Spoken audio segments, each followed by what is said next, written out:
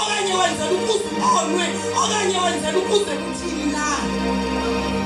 Ikwethi umuntu owenza into ngegama likaYesu umele ukuzibuza ukuthi uyenzela ntoni. Haleluya. Ngoba kusavela khona ukuze kufumaneke thina wanikela ngobomi bakhe uThixo khona ukuze obethu ubomi bube bhetele singagwetyelwa izono zethu. Yayipurpose yomnikelo lo. Haleluya. Haleluya. Sibuyeleni kumanje ukwenza but sibuze bawenze ipurpose yakho intoni. Purpose yalento yenzayo wenzela ubakuze kuthini. Haleluya. Ubuyenza ngegama likaYesu uyenzela ipurpose yayo intoni.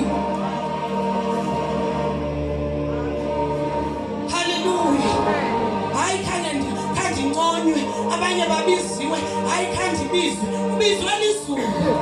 Sufuna ubizwa abantu ngoba abantu bayakubiza baphinde bakuyeke. But uThixo omenzelayo noma unganikela emntwini angathi enkosi, amazulu athi enkosi wona. Siphithwa ngabantu abafuna ngoku enikele simise ngalonto. Hayi siyaqhaqwa abathandekayo. Unikela kunenye ipulpiti yalomini sishile ngayo. Ipurpose yakho ibiyintoni. Haleluya. Kukubavela okanye kukuba abantu mababona uThixo ukuthi uyakwazi ukumnceda umuntu. Ayincame into zakho okanye umfana ancame ubomi bakhe abuncamela uThixo. Purpose yakho ibiyintoni.